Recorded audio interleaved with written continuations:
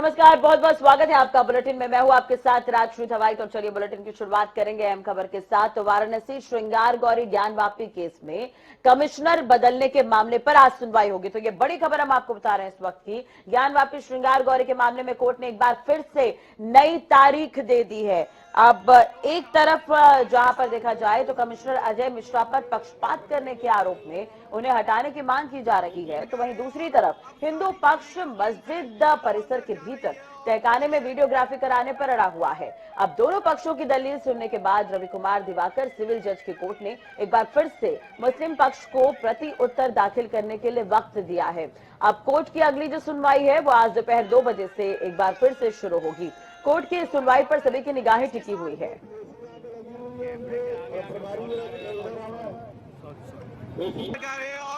तो वाराणसी श्रृंगार गौरी ज्ञानवापी केस में कमिश्नर बदलने के मामले पर आज सुनवाई होगी। ज्यादा जानकारी के लिए बात करेंगे संवाददाता तौकीर किदवई हमारे साथ जुड़े हुए हैं। तौकीर, पूरी जानकारी आपसे चाहेंगे। आज महत्वपूर्ण सुनवाई होनी है। वकीलों की हड़ताल की वजह से कई मुद्दे जो अहम रहे हैं जिस पर सुनवाई नहीं हो पाई, तो आज का दिन काफी अहम माना जा रहा है। जी बिल्कुल, आज का दिन काफी अहम है ज्ञानवापी मस्जिद मामले के लिए, क्योंकि 11 तारीख ऐसी तारीख थी जिसको लेकर पहले भी कोर्ट ने कहा था कि जो सर्वे रिपोर्ट है वो 11 तारीख से पहले उसको प्रस्तुत करें। और फिलहाल सर्वे की जो पूरी प्रक्रिया है वो लगभग पूरी भी हो चुकी थी, लेकिन सवाल उठे कि जो अजय मिश्रा है कोर्ट कमिश्नर, वो मानकों के विपरीत जाकर वहां पर सर्वे कर रहे थे, उन चीजों से छेड़छाड़ कर रहे थे जहां पर कोर्ट ने आने जाने के लिए कहीं पर भी लिखित परमिशन नहीं दी थी। तो फिलहाल इसी पर लेकर जो मुस्लिम पक्ष है उसने सवाल खड़े किए थे और उनको हटाने की मांग की थी। आज उनको हटाने की मांग पर फैसला भी आ सकता है, और अगर इस तरह का फैसला आता है तो कहीं ना कहीं जो सर्वे रिपोर्ट है वो भी रोक दी जाएगी और एक नई तारीख मिलेगी जिस पे सर्वे रिपोर्ट सौंपी जाएगी। लेकिन एक बड़ा अच्छा इसमें एक इनिशिएटिव भी लिया गया कोर्ट की तरफ से। कोर्ट ने कहा है कि अगर इस तरह के मामले में कुछ भी किसी भी पक्ष को अगर संतुष्टि नहीं मिलती है तो कोर्ट खुद परीक्षण करने जाएगा। तो कहीं ना कहीं दोनों ही पक्ष इस मसले पर संतुष्ट हैं कि अगर कोर्ट खुद इसमें इंटरफेयर करता है तो कहीं ना कहीं जो निष्पक्षता है वो बरकरार रहेगी और कोर्ट की जो गरिमा है वो भी बनी रहेगी। तो फिलहाल आज का दिन महत्वपूर्ण इसलिए भी माना जा रहा है क्योंकि ज्ञानवापी का मामला करीब 3 दशक पुराना है, जहां पर इसके लिए पहली जो रिट फाइल की गई थी। और आज ये माना जा रहा है कि अगर किसी तरह का फैसला होता है या सर्वे रिपोर्ट एक्सेप्ट होती है तो फिलहाल इस मामले में कहीं ना कहीं जो विराम है वो लगता भी नजर आ रहा है। बिल्कुल तौकीर, एक चीज और है, एक तरह से देखा जाए तो ये पूरा मामला चल रहा है। इससे पहले की अगर हम बात करें तो एक वादी ने अपना नाम वापस लिया, उसके बाद इस पर नई याचिका लगाई गई है। यानी कि जो लोग सर्वे के दौरान खलल डालने की कोशिश कर रहे थे या मस्जिद के अंदर जाने से रोक रहे थे, तो उन्हें रोकने की मांग अब कोर्ट की तरफ से की जा रही है। तो क्या इस पर भी आज विचार होगा? जी बिल्कुल, वो सारी मांगे इसी आज सुनवाई के दौरान, क्योंकि कल पूरी सुनवाई हो चुकी है, आज सिर्फ एक फैसला आना है। कोर्ट तय करेगा कि आगे की क्या रणनीति होगी, किस तरह से वहां पे सर्वे होगा, और अगर सर्वे सही हुआ है तो उसे एक्सेप्ट किया जाएगा। तो फिलहाल ये जो कोर्ट कमिश्नर को लेकर जो बहस है वो भी पूरी हो चुकी है और आज ज्ञानवापी मामले पर या तो नई तारीख मिलेगी सर्वे रिपोर्ट जमा करने की, या फिर अगर सर्वे रिपोर्ट आज सबमिट हो जाती है तो कोर्ट कमिश्नर को जो हटाने की मांग की जा रही है वो खारिज हो जाएगी। तो फिलहाल कई मामलों में आज इस तरह से देखा जा रहा है कि आज विराम लगने की बहुत आशंकाएं दिख रही हैं कि किसी भी पक्ष को असंतुष्ट ना होना पड़े और पूरी तरह से विराम इस पूरे मसले में विराम लगे। जी चलिए, बहुत बहुत शुक्रिया तौकीर, तमाम जानकारी और बातचीत के लिए। नजर बना रखेगा, अपडेट आपसे लेते रहेंगे। चलिए बढ़ते हैं दूसरी खबर की ओर। तो सीएम योगी आदित्यनाथ की अध्यक्षता में आज उत्तर प्रदेश सरकार की कैबिनेट की जो बैठक है वो कल हुई थी और आज उन कामों की समीक्षा भी होनी है। इस कैबिनेट बैठक में कुल 13 प्रस्तावों पर मुहर लगी। कैबिनेट बैठक में दोनों डिप्टी सीएम केशव प्रसाद, ब्रजेश पाठक के अलावा अन्य कैबिनेट मंत्री भी मौजूद रहे। कैबिनेट मीटिंग में फैसला लिया गया के मूल निवासी अंतर्राष्ट्रीय खेलों में पदक विजेता खिलाड़ियों को राज्य सरकार जो है राजपत्रित पदों पर नियुक्त करे। इसके लिए उत्तर प्रदेश राष्ट्रीय पदक विजेता सीधी भर्ती 2022 प्रस्ताव सरकार इसके लिए 7 करोड़ रुपए प्रतिवर्ष मेंटेनेंस पर खर्च करेगी। सरकार इसके लिए करोड़ रुपए प्रतिवर्ष लाइसेंस के नियम में बदलाव किए हैं। नए नियम के मुताबिक बार लाइसेंस के लिए बदलाव किए हैं। नए नियम मुताबिक बार लाइसेंस के लिए क्षेत्रफल कम से कम 200 वर्ग मीटर और न्यूनतम 40 व्यक्तियों को एक साथ बिठाने की क्षमता होनी चाहिए। अब प्रस्तावित परिसर के 500 मीटर के अंतर्गत निजी और सार्वजनिक पार्किंग भी मान्य है।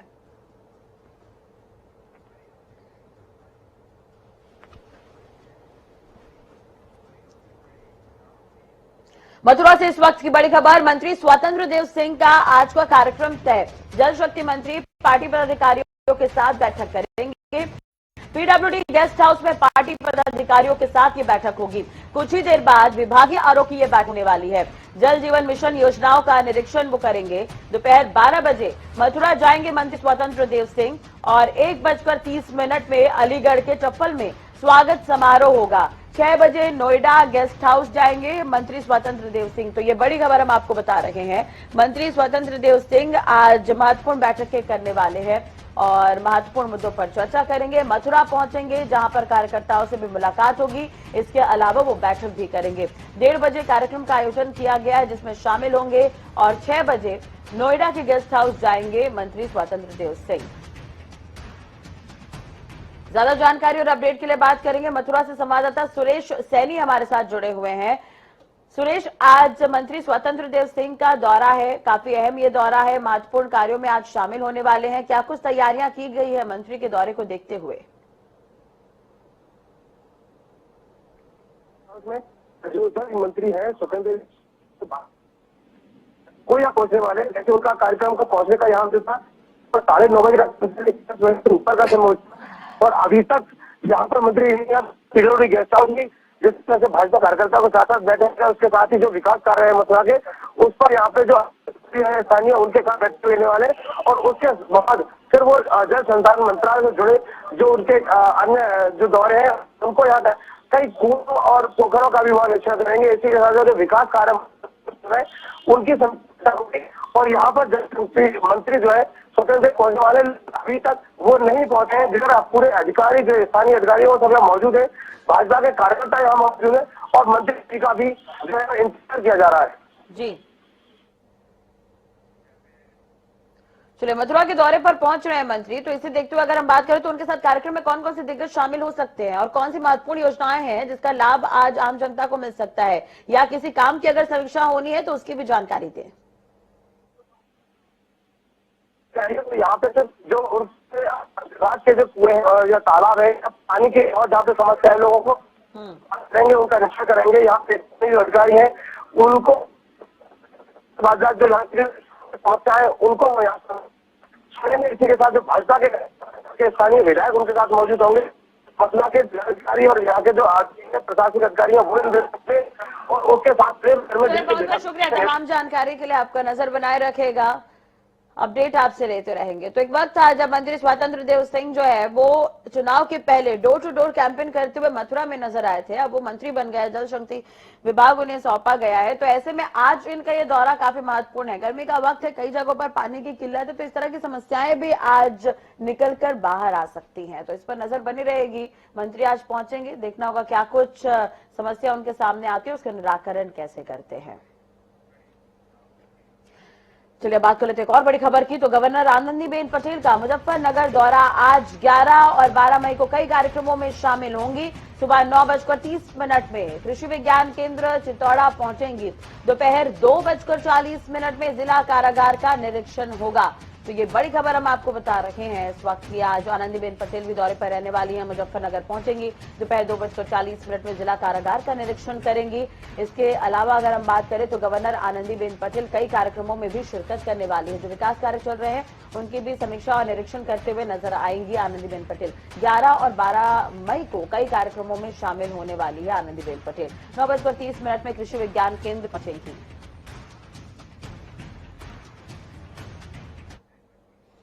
बिजनौर से बड़ी खबर, राज्यपाल आनंदीबेन पटेल आज बिजनौर का भी दौरा करेंगी। अलग अलग कार्यक्रमों में शिरकत करेंगी राज्यपाल और जिला अस्पताल, जिला कारागार का निरीक्षण करेंगे। विकास भवन का भी निरीक्षण होगा। और आपको बता दें कि विदुर कुटी भी यहां पर राज्यपाल आनंदीबेन पटेल पहुंचेंगी। तो ये बड़ी खबर हम आपको बता रहे हैं। आनंदीबेन पटेल आज बिजनौर भी पहुंचेंगी और विकास भवन का निरीक्षण करेंगी राज्यपाल। इसके अलावा विदुर कुटी भी जाने का कार्यक्रम है जहां पर राज्यपाल आनंदीबेन पटेल पहुंचने वाली हैं।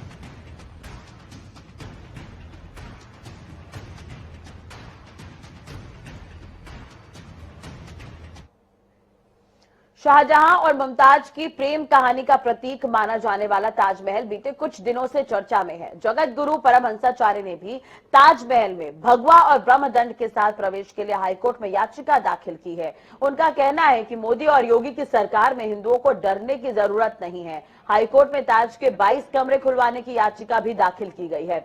अयोध्या के तपस्वी छावनी अखाड़े के पीठाधीश्वर जगत गुरु परमहंसाचार्य ने 5 मई को ताजमहल में प्रवेश की लड़ाई को हाईकोर्ट और सुप्रीम कोर्ट तक जाने का ऐलान किया था। मंगलवार को उन्होंने स्वयं और अपने 4 शिष्यों के नाम से याचिका दाखिल की है। अब इसमें उन्होंने संस्कृति मंत्रालय दिल्ली, मुख्य पुरातत्व अधीक्षक दिल्ली, पुरातत्व अधीक्षक आगरा मंडल आर.के. पटेल, आगरा डीएम प्रभु नारायण सिंह, एसएसपी आगरा सुधीर कुमार और सीओ ताज सुरक्षा को विपक्षी बनाया है। उन्होंने खुद और शिष्यों को ताजमहल में भगवा और ब्रह्मदंड के साथ प्रवेश कराने की मांग की है। उनका कहना है कि मुगलों ने 4000 मंदिरों का विध्वंस किया था और सभी को मंदिर बनाया जाएगा।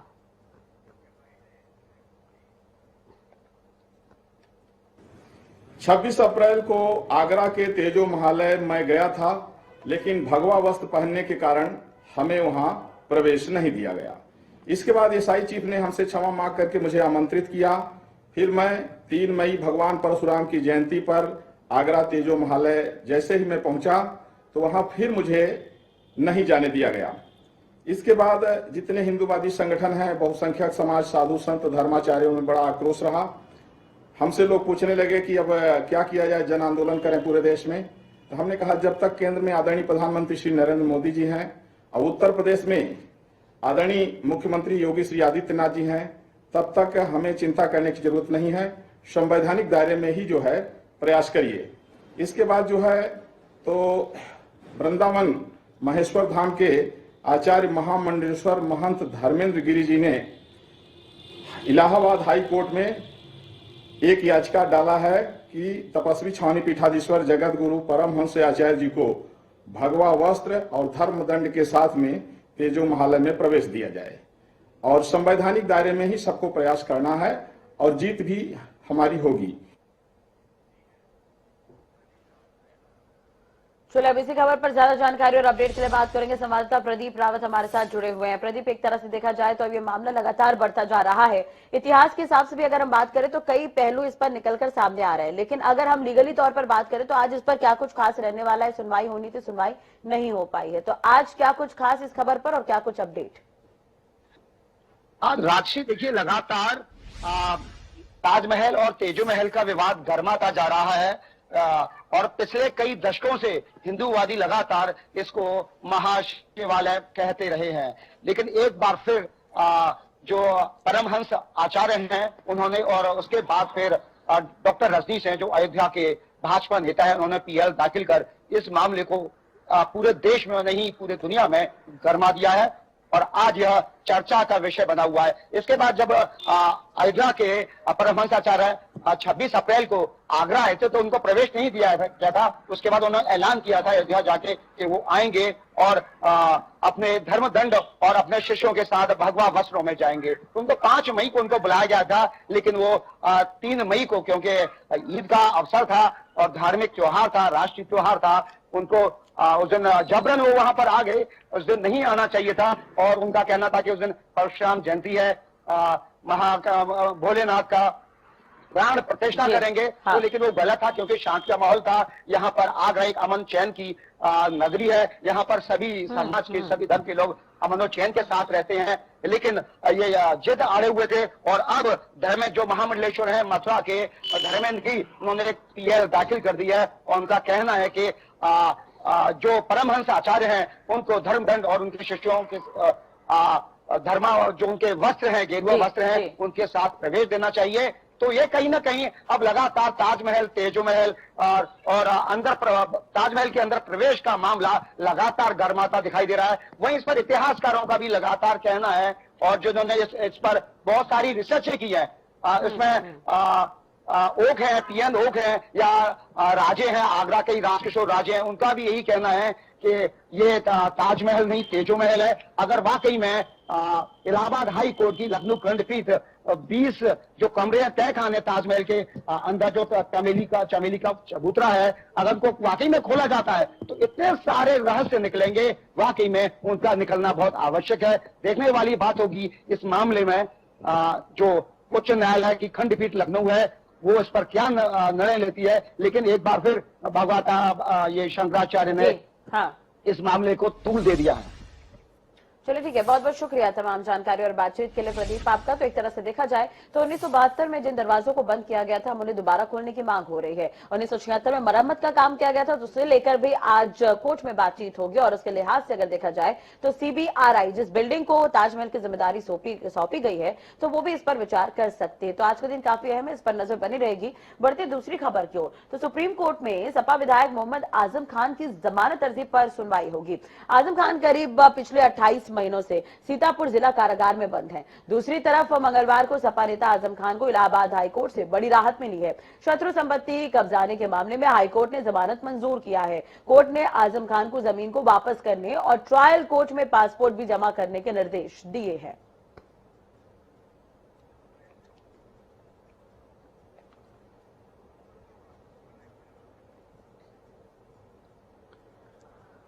तो दिल्ली आजम खान की जमानत पर अर्जी पर सुप्रीम कोर्ट में आज सुनवाई होनी है। ज्यादा जानकारी और अपडेट के लिए बात करेंगे अंकुश डोभाल, दिल्ली से संवाददाता हमारे साथ जुड़े हुए हैं। अंकुश, एक तरह से देखा जाए तो इलाहाबाद हाईकोर्ट ने आजम खान को जमानत दे दी है, लेकिन आज महत्वपूर्ण सुनवाई जो है दिल्ली सुप्रीम कोर्ट में होनी है जमानत अर्जी पर। बिल्कुल, देखिए राष्ट्रीय इलाहाबाद हाईकोर्ट ने जो है वो आजम खान को जमानत दे दी है। लंबे समय से करीब 26 महीने का समय बीत गया है और वो लगातार जेल में बंद थे। और ये कहा जा रहा है कि राजनीतिक द्वेष के चलते जो है वो जेल में रखा जा रहा है। इस तरह के आरोप सपा की ओर से लगाए जा रहे हैं। सुप्रीम कोर्ट में आज इस मामले को लेकर सुनवाई होगी। इससे पहले भी सुप्रीम कोर्ट ने फटकार लगाई थी और ये पूछा था कि 137 दिन तक आके इस फैसले को क्यों नहीं लिया गया। और आज जब ये सुनवाई होनी थी इससे ठीक एक दिन पहले इलाहाबाद हाईकोर्ट ने उन्हें जमानत दे दी है। लेकिन एक और मामला भी आजम खान का बचता है जिसे बीजेपी नेता आकाश सक्सेना ने दर्ज करवाया है और इस मामले पर सुनवाई होगी। और माना यह जा रहा है कि जल्द ही आजम खान को जो है वो जमानत मिल सकती है। एक जो मामला उनका बच रहा है अभी कोर्ट में, उसमें जल्द से जल्द उन्हें जमानत मिलेगी और वो जल्द ही अब जो है जेल से बाहर आएंगे। चलिए, बहुत बहुत शुक्रिया अंकुश, तमाम जानकारी के लिए नजर बना रखिएगा, अपडेट आपसे लेंगे। इधर उत्तराखंड से अहम खबर है, चंपावत सीट के उपचुनाव के लिए कांग्रेस प्रत्याशी निर्मला गहतोड़ी आज नामांकन करवाएंगी। चंपावत विधानसभा सीट पर हो रहे उपचुनाव में उत्तराखंड सीएम पुष्कर सिंह धामी चुनाव मैदान में है। बीते उत्तराखंड विधानसभा चुनाव में सीएम पुष्कर सिंह धामी कांग्रेस प्रत्याशी से खटीमा विधानसभा से चुनाव हार गए थे। अब चंपावत सीट पर बीजेपी के विजयी जो प्रत्याशी है कैलाश गहतोड़ी ने सीएम धामी के लिए अपनी सीट छोड़ दी थी। अब उसके बाद कांग्रेस ने निर्मला गहतोड़ी को उम्मीदवार बनाया है। चलिए, अब इसी खबर पर ज्यादा जानकारी और अपडेट के लिए बात करेंगे। संवाददाता अजीत हमारे साथ जुड़े हुए हैं। अजीत, एक तरह से देखा जाए तो चुनाव का बिगुल जो है वो फूंक चुका है। स्टार प्रचारकों की लिस्ट जारी हो गई है दोनों पार्टियों की तरफ से। वहीं दूसरी तरफ नामांकन की प्रक्रिया की अगर हम बात करें तो आज कांग्रेस की तरफ से नामांकन होने वाला है। क्या कुछ खास रहेगा, कितने बजे नामांकन भरने पहुंचेंगे निर्मला गहतोड़ी, पूरी जानकारी। बिल्कुल, राष्ट्रीय उत्तराखंड में चंपावत उपचुनाव को लेकर जो नामांकन प्रक्रिया है उसका आज अंतिम दिन है और अंतिम दिन में जो कांग्रेस प्रत्याशी है निर्मला गहतोड़ी वो अब से कुछ ही देर बाद नामांकन दाखिल करने जा रही हैं। और जिस तरह की जानकारी मिल रही है कि लगभग 11 बजे के करीब पूरे दल बल के साथ वो नामांकन करने के लिए चंपावत जिला मुख्यालय पहुंचेंगी। और जिस तरह की तैयारी कांग्रेस की तरफ से की गई है, कांग्रेस के प्रदेश अध्यक्ष करण माहरा और नेता प्रतिपक्ष यशपाल आर्या चंपावत पहुंच चुके हैं और तमाम वरिष्ठ नेताओं को भी आमंत्रित किया गया है कि वो निर्मला गहतोड़ी के नामांकन कार्यक्रम में शामिल हो और इसको भव्य तरीके से करने का तैयारी यहाँ पर उत्तराखंड कांग्रेस की तरफ से की गई है। तमाम नेताओं को यहाँ पर बुलाया गया है कि आप सभी लोग पहुंचे। तमाम अन्य जो विधानसभा क्षेत्र है वहां से भी तो नेता और जो कार्यकर्ता है वो यहाँ पर पहुंचेंगे और एक रैली के माध्यम से निर्मला गहतोड़ी अपना नामांकन दाखिल करती हुई नजर आएंगी। और बीते 2 से 3 दिनों में लगातार जो तैयारियां हैं उनको अंतिम रूप दिया गया है। भाजपा का जो नामांकन कार्यक्रम था वो काफी महत्वपूर्ण और बड़ा नजर आया था, तो उसकी तोड़ कैसे होगी इसको लेकर कांग्रेस ने तैयारी की है और तमाम वरिष्ठ नेताओं को आमंत्रित किया है कि सभी अपने कार्यकर्ताओं समर्थकों समेत नामांकन कार्यक्रम में पहुंचे और नामांकन के माध्यम से एक दबाव बनाने की कोशिश की जाएगी भाजपा के ऊपर, जो अपने नामांकन कार्यक्रम को भव्य और सीधे तौर पर बड़ा बनाने की यहाँ पर पुरजोर कोशिश करती हुई नजर आई थी। अब उसकी कैसे तोड़ होगी ये आज के कार्यक्रम कार्यक्रम में देखने को मिलेगी। हालांकि जो प्रदेश अध्यक्ष करण माहरा है, उनका साफ तौर पर दावा है कि वो पूरी तैयारी के साथ नामांकन करने आएंगे और दलबल के साथ उनकी भीड़ यहाँ पर नजर आएगी और एक जो दबाव वाली चीजें हैं वो आज के नामांकन कार्यक्रम में भी बनती हुई नजर आएंगी। चलिए, बहुत बहुत शुक्रिया जी तमाम जानकारी और बातचीत के लिए। नजर बनाए रखिएगा। चलिए बात कर लेते हैं एक और अहम खबर की। उत्तराखंड के पिथौरागढ़ में डोली धरती 4.6 मापी गई है रिक्टर स्केल पर। भूकंप की तीव्रता, ये बड़ी खबर हम आपको बता रहे हैं। किसी तरह के नुकसान की फिलहाल कोई खबर नहीं है। तो 4.6 मापी गई है रिक्टर स्केल पर भूकंप की तीव्रता। किसी तरह के नुकसान की कोई खबर नहीं है। तो उत्तराखंड के पिथौरागढ़ में आज धरती जो है वहां पर डोली है। 4.6 जो है रिक्टर स्केल पर भूकंप की तीव्रता मापी गई है। चलिए इसी के साथ ही फिलहाल इस बुलेटिन में इतना ही। अपडेट्स के लिए आप देखते रहिए जनता टीवी।